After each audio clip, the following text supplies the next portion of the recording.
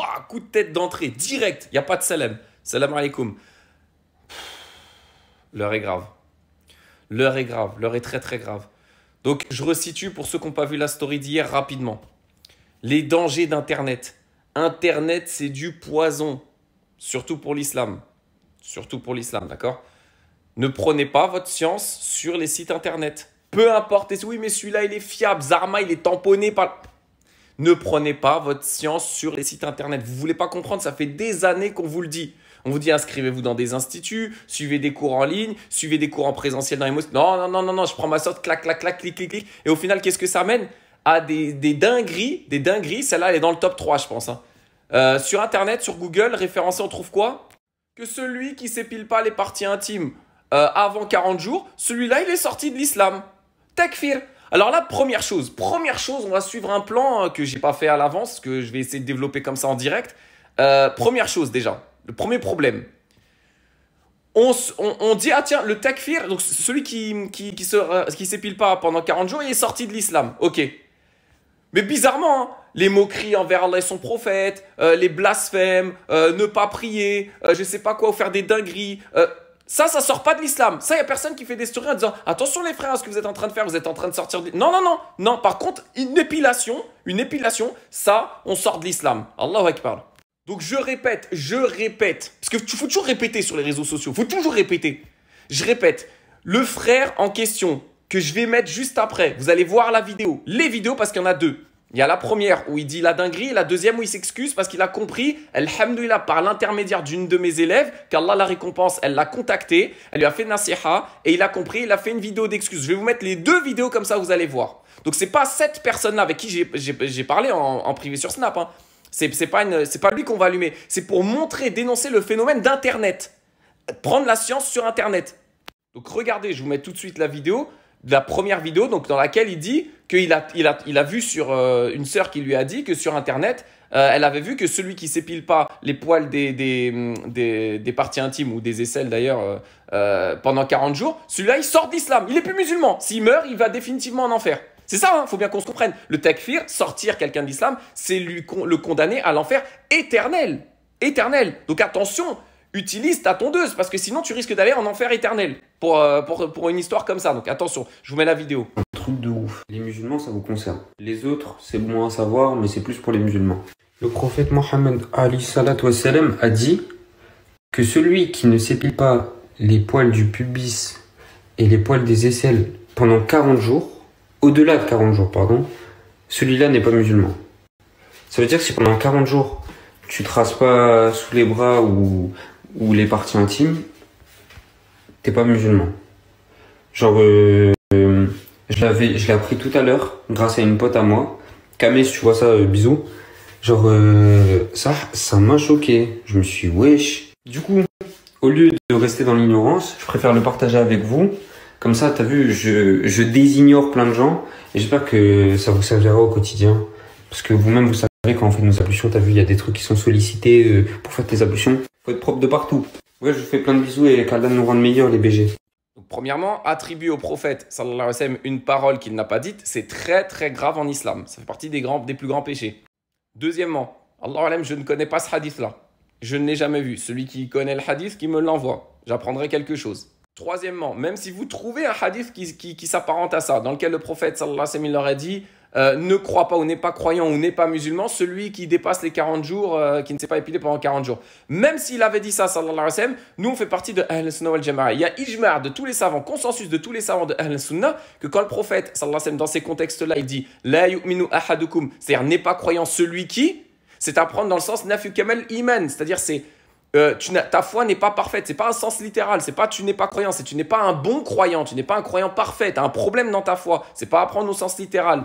Comme par exemple quand le prophète sallallahu alayhi wa sallam dit la yu'minu ahadukum hatta yuhibba li akhihi ma yuhibbu li nafsihi, n'est pas croyant celui qui n'aime pas pour son frère ce qu'il aime pour lui-même. Faut pas le comprendre au sens littéral, ça veut dire que si t'aimes pas pour ton frère ce que t'aimes pour toi-même, t'es pas un croyant, t'es pas un musulman, tu vas en enfer éternellement. C'est pas ça, ce n'est pas un véritable croyant. C'est pour ça que des fois en français, ils vous mettent entre parenthèses véritable croyant, nafyu kamal iman, c'est-à-dire que t'as un problème dans ta foi si c'est pas le cas, mais ça veut pas dire que t'es pas musulman. Donc suite à ça, Une de mes élèves, elle est partie le voir en privé, elle lui a fait nasiha, alhamdoulilah, le frère, on souligne. C'est pour ça qu'on l'allume pas. Il n'a pas fait preuve d'orgueil, qu'Allah le récompense. Il s'appelle Bilal, si je ne me trompe pas, qu'Allah te récompense. Il a écouté le conseil, il s'est renseigné et il s'est corrigé. Allahu Akbar. C'est ça qu'on veut chez les petits. C'est ça qu'on veut. Je vous mets la vidéo dans laquelle il explique qu'il s'est trompé, qu'il a été induit en erreur et soyez attentifs sur ce qu'il a induit en erreur. Il a une circonstance atténuante, entre guillemets. Regardez. Comme tout le monde, j'envoie en vidéo, pas en snap violet pour que tu puisses la remettre dans sa story, enfin dans ta story. Du coup, regarde, j'avais tapé épilation aisselle pubis islam, tu vois. Et j'étais tombé justement sur ça, en première recherche. Celui qui ne s'épile pas le pubis, les aisselles au-delà de 40 jours, celui-là n'est pas musulman. Et en gros, tu vois, je me suis dit, vu que c'est en premier, c'est forcément une source sûre, tu vois. Et je me suis égaré moi et j'ai égaré d'autres gens. Du coup, je m'excuse auprès de toutes les personnes que j'ai égarées. Renseignez-vous avant de faire des rappels. Soyez pas comme moi. Maintenant, je vais faire attention à ce que je mets sur TikTok. Je vais faire plus attention. Me mettez pas dans la sauce, je voulais juste bien faire. Mon intention, c'était de bien faire, que justement, comme je vous ai dit, je voulais pas... En fait, je voulais prêcher la bonne parole. J'ai fait de la D et je suis désolé. Du coup, j'espère que vous comprendrez et désolé. Donc là, ça monte, coup de tête. Mais pas contre le frère, contre Internet, contre Google. Vous avez vu Google, subhanallah, premier référencement, celui qui ne s'épile pas n'est pas musulman, au-delà de 40 jours. Vous vous rendez compte ou pas? Mais est-ce que... Faut que je casse mon téléphone un jour, je vais faire une Mohamed Eni. C'est pas possible. Je vais casser mon téléphone pour que vous compreniez. Arrêtez de prendre votre science sur Internet. Donc lui, miskin, le frère, il voit ça. Il se dit, oh là là, il faut que j'avertisse les gens. Il faut que je leur dise, attention, vite, courez acheter une tondeuse. Épilez-vous. Il veut bien faire, le frère. Il veut bien faire, Bilal. Qu'Allah le récompense. Mais il s'est fait avoir. Comme la majorité d'entre vous, vous vous faites avoir par Internet. Malheureusement. Et je vous dis ce que je lui ai dit en privé, d'accord? L'excuse de la bonne intention. Non, il faut qu'on soit sérieux un petit peu. Le prophète, sallallahu alayhi wa sallam, a dit « Innamal a'malu binniyat » les actes ne valent que par les intentions. Certes, mais c'est pas parce que tu as une bonne intention que ton acte, il est excusé. Je vous donne un exemple concret. Je vais braquer une banque et mon intention, c'est de financer une mosquée. Est-ce que mon acte, il est accepté par Allah par rapport à mon intention? Mon intention, elle est bonne ou elle est pas bonne, mon intention? Elle est bonne, construire une mosquée ou aider un pauvre. Mais le moyen qui y mène, est-ce qu'il est halal ou pas? Non. Donc Allah n'accepte pas ça. Vous comprenez donc l'excuse de dire oui, j'avais une bonne niya? Non. La bonne niya seule ne suffit pas. Sinon, à ce moment-là, tous les mubtadi'as, tous les innovateurs auraient une excuse. Parce que tous les innovateurs, eux, ils pensent bien faire. Ils disent, mais j'ai une bonne intention, moi. Bah oui, je suis un innovateur, mais j'ai une bonne intention. Non, le prophète, il n'a pas accepté ça. Dans le hadith, je ne vais pas vous faire une story trop longue, hein. Dans le hadith des trois, je résume vite fait. Celui qui a dit, moi, je ne vais pas me marier avec des femmes. L'autre qui a dit, moi, je vais jeûner tous les jours. L'autre qui a dit, moi, je ne vais pas dormir la nuit. Le prophète, sallallahu alayhi wa sallam, il a dit quoi? Man raghiba an sunnati falaysa minni. Celui qui se détourne de ma sunna, c'est-à-dire celui qui innove quelque chose. Ils avaient une intention pure. Quelle plus pure intention que celle qu'ils avaient de vouloir faire le maximum pour se rapprocher d'Allah subhanahu wa ta'ala. Et pourtant, le prophète, il a refusé ça. Pourquoi? Parce que la niya était bonne, mais le moyen, c'est une innovation. Là, c'est pareil pour Internet. T'as beau avoir une bonne niya, j'ai vu un truc sur Internet, ça excuse pas. Le remède contre l'ignorance, c'est le questionnement, c'est étudier. Il faut s'inscrire à des cours. Donc là encore, c'est pas contre le frère, hein. C'est pas contre le frère. C'est contre tous ceux qui suivent Internet. Vous voyez que là, on parle pas d'un petit détail, on parle de takfir. Sortir quelqu'un d'islam pour une histoire de tondeuse. Vous vous rendez compte ou pas? Donc, Allah ibarik fikoum. Arrêtons de suivre n'importe quoi, des sites internet ou je ne sais pas quoi. Il y a des mosquées qui donnent des cours. Il y a des instituts qui donnent des cours. Il y a des frères. Je parle même pas de moi. Allez voir ailleurs, plus avant que moi. Voilà, moi, je ramène pas les gens vers... Allez voir plus avant que moi. Oui, moi, je donne des cours. Allez plus avant si vous trouvez plus avant. Je vous le dis direct. On donne des cours. On donne tous des cours de fiqh. Mais malheureusement, il y a plus de gens qui suivent des sites www.intel, vous savez auquel je pense, hein, plutôt que de gens qui s'inscrivent dans des instituts ou dans des cours en ligne ou des cours en présentiel. Parce que moi, je fais les deux. Je fais du présentiel et en ligne, par exemple. Et une petite dédicace aussi à une discussion. J'ai eu une discussion avec un TikToker, un autre TikToker connu. Il est très suivi. C'est un petit jeune, qu'Allah le récompense. Je lui ai dit en privé, il est témoin, et je pense qu'il verra ma story d'ailleurs. Il se reconnaîtra. Je lui ai dit, attention, parler de religion, c'est lourd. Alors, Omar ibn Abdelaziz, le cinquième calife bien guidé, quand je dis cinquième, on se comprend, c'est pas le cinquième dans l'ordre, mais il est surnommé le cinquième calife bien guidé, il disait, celui qui parle sans science, et il y a une parole de Shafiri qui est semblable à ça avec l'histoire du serpent, il a dit, celui qui parle sans science, il fait plus de mal que de bien. C'est ça qu'il faut que vous compreniez. Vous pensez que vous faites du bien? Oui, il y a peut-être du bien. Il y a peut-être du bien. Mais le mal dépasse le bien. C'est ça qu'il faut que vous compreniez. Donc, si tu veux parler d'Allah et de son prophète, qu'Allah te récompense, va étudier. Tu vas étudier, tu transmets ce que tu apprends. C'est ça. C'est comme ça qu'il faut faire. Tu vas étudier, tu t'inscris, et ensuite tu vas transmettre aux gens ce que tu as appris. Ça, c'est la science. Mais prendre soi-même sur Internet ou dans les livres et aller transmettre ça n'importe comment, ça n'existe pas, ça. Et alhamdoulilah, dans mes cours, j'arrive à transmettre à mes élèves la lourdeur de la science, le poids de la science, l'importance de la science avant de parler. C'est pour ça que vous ne trouvez pas, alhamdoulilah, le mérite revient à Allah, vous ne trouvez pas parmi mes élèves des TikTokers ou des Instagrammeurs. Pourquoi? Parce que au bout de 2-3 cours, ils comprennent rapidement que la science, c'est complexe, c'est dur, c'est quelque chose qu'il faut maîtriser avant de transmettre. Et donc, ils ne se permettent pas de parler de... Vous n'entendrez pas mes élèves vous dire « Oui, ça c'est halal, ça c'est haram, pourtant, ils ont étudié en cours. Mais j'en vois aucun sur les réseaux sociaux qui fait des choses comme ça. Alhamdoulilah, le mérite revient à Allah, je le répète. C'est pas moi. Mais parce qu'ils savent que c'est pas aussi... J'ai vu une fatwa, Cheikh Intel, il dit ça, boum, c'est haram. Allez hop, c'est comme ça. Non, ils savent, ils connaissent, parce qu'on étudie en profondeur dans mes cours et dans les cours des autres, sûrement, l'éthique de la divergence. Hein? Très important, déjà la compréhension des textes. Pas selon moi, Yassine, moi je suis personne, je suis un ignorant. Pas selon moi, selon les références de l'islam. Selon Abu Hanifa, selon Malik, selon Shafi'i, selon l'imam Ahmed, selon Ibn Taymiyyah, selon Ibn Qayyim al-Jawziyya, selon Ibn Abd al-Barr, etc. Vous voyez ou pas? On étudie la compréhension des textes. Que comprendre les textes, c'est pas avec mon petit cerveau à moi de moineau ou votre cerveau à vous. Je vais pas vous dire de moineau pour pas vous insulter. Moi, je le dis pour moi, qu'on va comprendre les textes. Non, on va pas comprendre. Donc, il faut étudier la compréhension des textes et ensuite étudier les divergences qui s'y rapportent avant de parler sans science. Dire oui, ça c'est obligatoire, ça c'est interdit, ça c'est du coufre. Attendez, étudiez la science avant de parler. Allez, on termine. Puisqu'on est dans le pétage de plomb, allons jusqu'au bout. Allons jusqu'au bout. Zakatul fitr.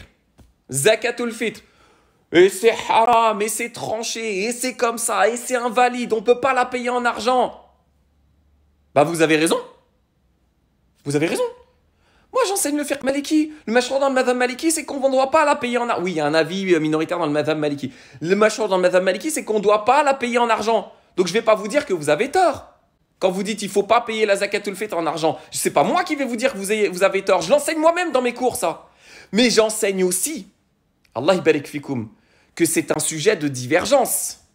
Que certes, la grande majorité des savants optent pour l'avis qu'il est interdit et invalide de la payer en argent. Certes, mais, parce qu'il y a toujours, là je m'adresse à mes élèves, vous savez, vous me voyez venir à chaque fois encore que je dis mais c'est pas aussi simple. Vous savez ça, vous me voyez venir. Je ne vous refais pas le cours ici sur Zakatul Fitr. Si vous voulez un cours sur Zakatul Fitr complet avec l'explication, vous vous inscrivez à des cours dans des instituts, dans des mosquées, chez moi ou chez un autre, plus savant que moi. Mais globalement, quand on étudie le fiqh, on voit qu'il y a souvent un avis qui se dégage qui est majoritaire. L'avis de la majorité, en l'occurrence, le fait de payer zakat en denrées alimentaires, c'est l'avis majoritaire dans l'école. Malikite, Shafi'ite et Hanbalite. Sur 4 écoles, il y en a 3 qui vous disent qu'il faut la payer comme ça. Je caricature pour aller vite. Et vous avez une école, l'école Hanafite. Wama adraka al-Hanafiya. Le Hanafiya, c'est une école juridique parmi les 4. C'est pas n'importe qui. C'est pas des rigolos. Et ils se basent sur des aqwal de salaf salih. Ils se basent sur des paroles de salaf salih que vous réclamez, dont vous réclamez, dont on se réclame tous, alhamdulillah, qui avaient un avis différent, qui disaient non, on peut payer la zakat autrement qu'en denrées alimentaires citées par le prophète sallallahu alayhi wa sallam. D'accord? Je dis pas qu'ils ont raison, c'est pas ce que je dis. Je dis c'est un avis qui a du poids et qui a des preuves. Après, est-ce que ces preuves sont acceptables? Est-ce que ces preuves sont justes? Ça, c'est un autre débat. C'est pas moi qui vais vous dire, je suis personne. Mais on a des TikTokers, des Instagrammeurs, des snappers qui viennent nous dire non, c'est haram, non, c'est invalide. Pourquoi? Parce que Cheikh Intel l'a dit. Mais tu vas nous apprendre ça? Wallah, que t'étais même pas né, on l'apprenait. T'étais même pas né. Des petits de 16, 17 ans, 18, 19 ans, ils viennent nous dire à nous, oui, c'est invalide, je sais pas quoi. On apprenait ça, vous n'étiez même pas né. On savait qu'il y avait une divergence sur le sujet, vous n'étiez même pas né.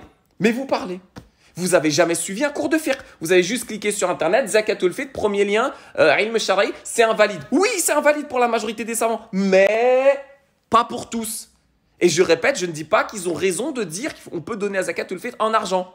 Je dis simplement, c'est un avis qui existe chez certains salaf salih. Vous voulez des noms? On va vous en donner. Omar ibn al-Khattab, Mu'adh ibn Jabal, Omar ibn Abdel Aziz, Abu Hanifa, etc.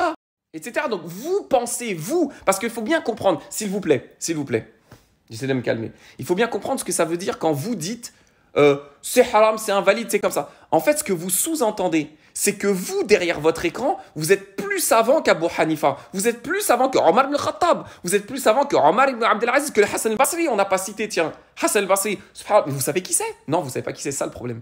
C'est ça le problème, c'est que vous ne savez pas qui c'est les noms que je cite.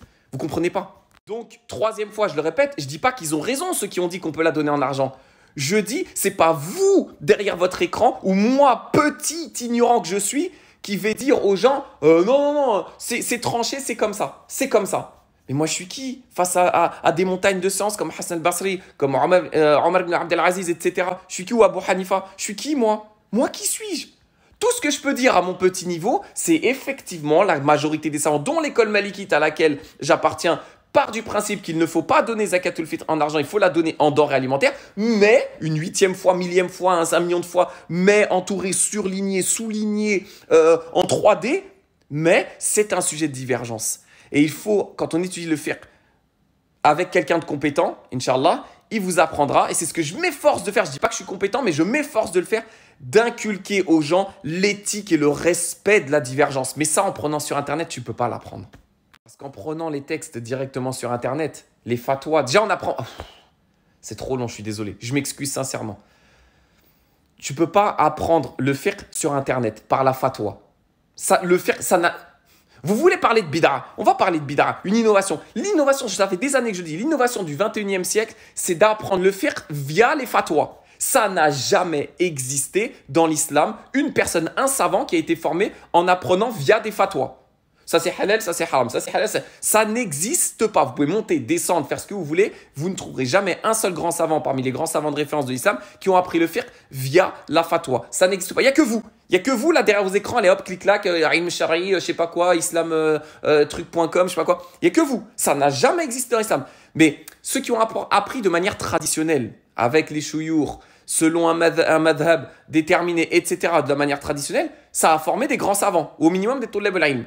Mais votre méthode d'apprendre via des fatwas sur Internet, ça a formé quoi? Ça a formé des pitres, des clowns, des rigolos qui ne comprennent rien à rien et qui égarent les gens plus qu'ils les guident. C'est tout ce que ça a créé. Des ignorants complexes.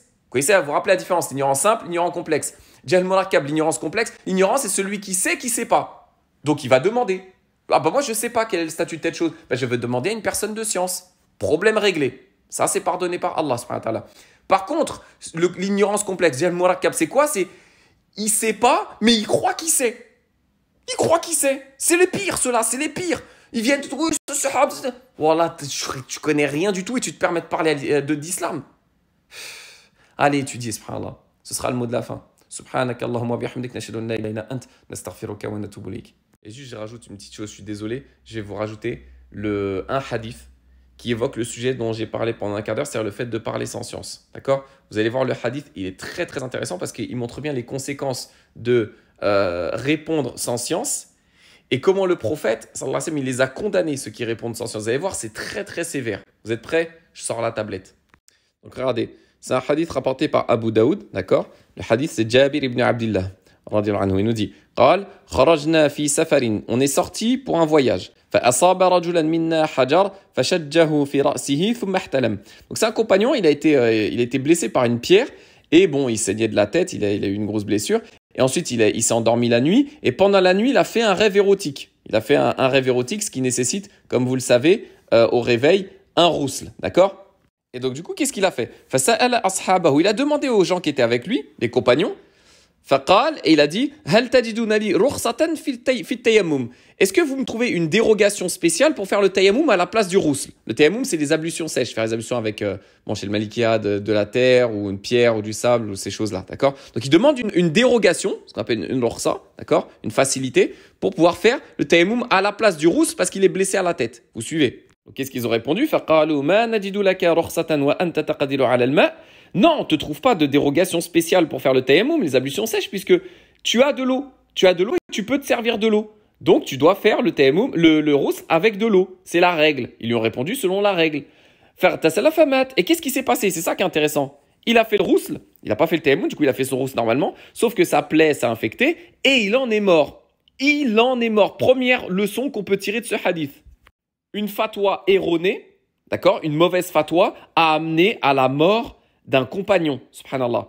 Là, vous vous rendez compte ou pas? Parler sans science, ça peut amener à la mort de quelqu'un. Là, dans ce cas-là, c'est clair. La suite du hadith. Jabir, il dit فَلَمَّا قَدِمْنَا عَلَى النَّبِيِّ صَلَّى اللَّهُ عَلَيْهِ وَسَلَّمَ. Qu'est-ce qui s'est passé quand on est revenu voir le prophète, sallallahu alayhi wa sallam, au retour du voyage? أُخْبِرَ بِذَلِكَ.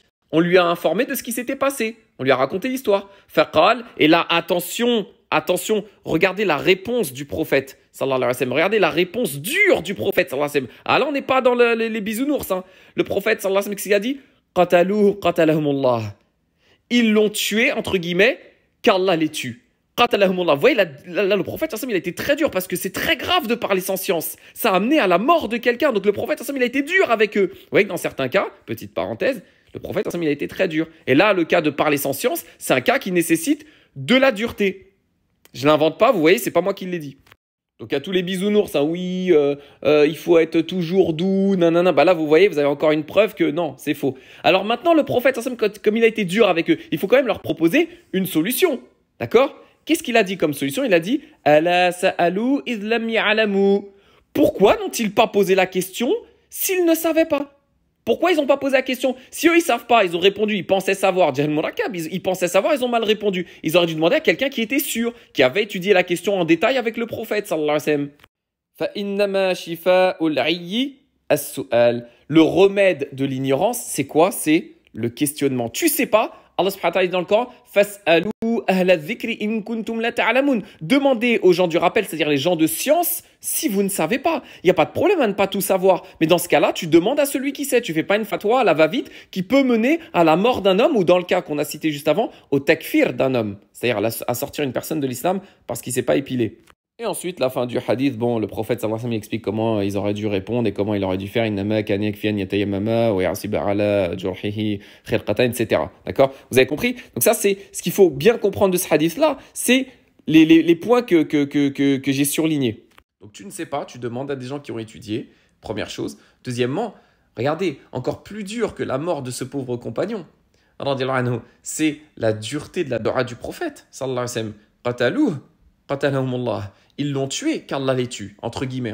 Vous voyez, c'est une dua qui est très très dure. Parce que le prophète, il veut montrer que là, on n'est pas en train de jouer. C'est un sujet qui est très très grave de répondre à des questions sans science comme ça, à la va-vite. Donc faites attention à vous. Allah ibarik fikoum. Salam alaikum.